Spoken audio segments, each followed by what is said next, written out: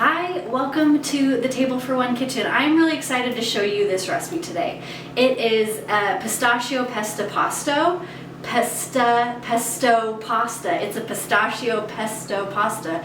I had no idea that was a tongue twister, but it totally is.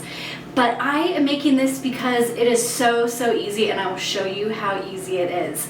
I've had a really long couple of days, and you have those moments where you like sit down after a little bit and you just like you just feel it all. Your head is a little hurting and you're just tired, you don't want to do anything. Well, that was me. Now that I'm standing, I'm going to do this so I can get it all out of the way and then get on with things. But this is a great option if you're tired but you do want to cook at home, and obviously there's always the option of getting something out or grabbing something from the freezer, and that's kind of what this is. So let's make this pistachio pesto pasta.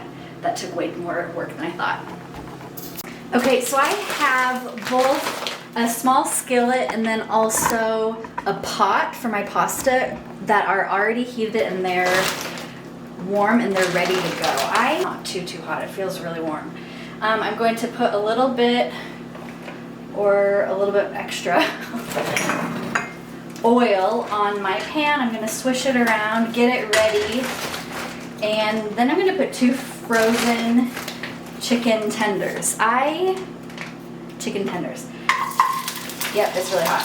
So I really like chicken tenders because they're small, which means they're going to cook fast. And then I'm going to put the lid on here because, like I said, it's really hot. It was on medium heat, and that's really hot apparently.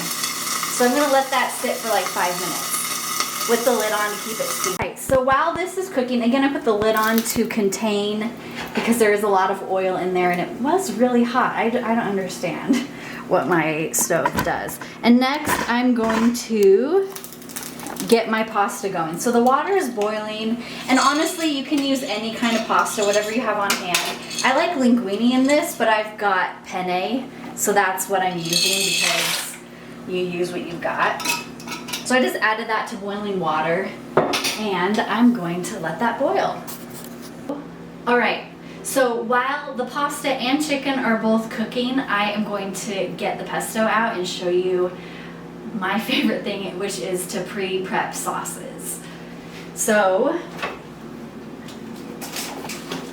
I've got some pesto that I made actually just yesterday, which is part of why I'm so tired, and I just put it in these freezer these ice trays is what they are, and there was a little bit too much to be able to get these to be in here nicely, but it all works, and I left them in the freezer for I guess almost 24 hours by this time, and then I'm gonna transfer them to a bag.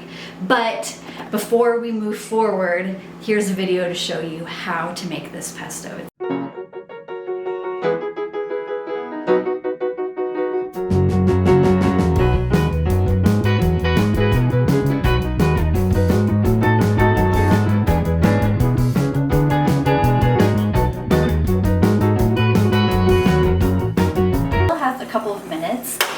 But while that's going, I am going to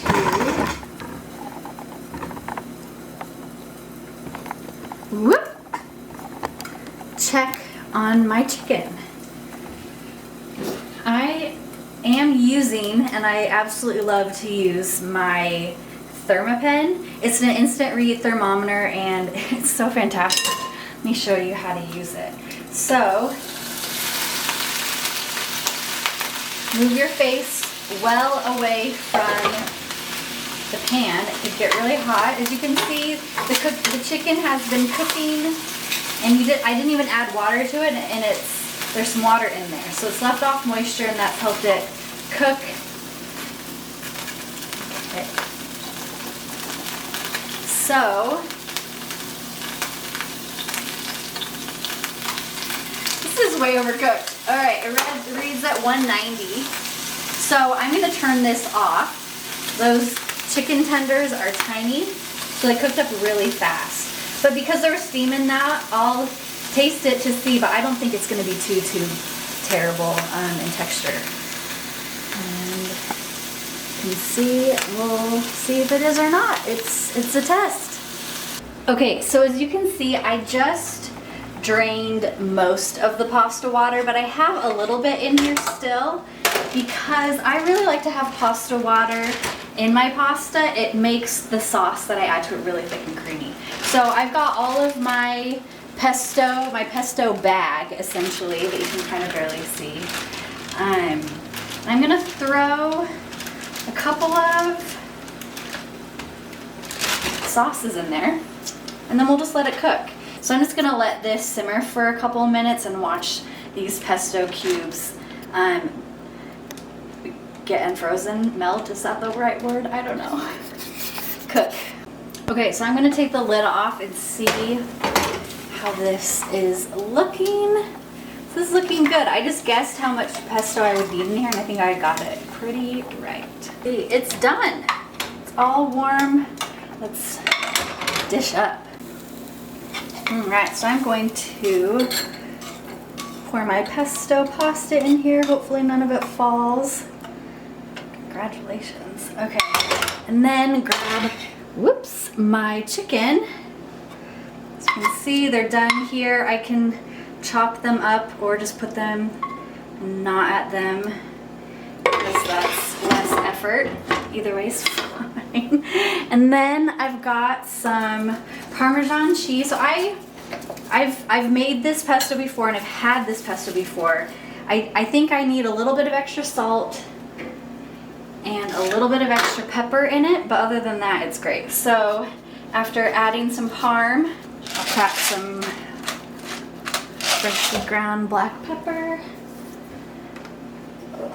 And again, I've tried this before. I usually would taste it before adding salt, but I've tried it and I know it needs a little more salt. And there you have it. A nice, super, super easy pesto pasta. So if you are ever making,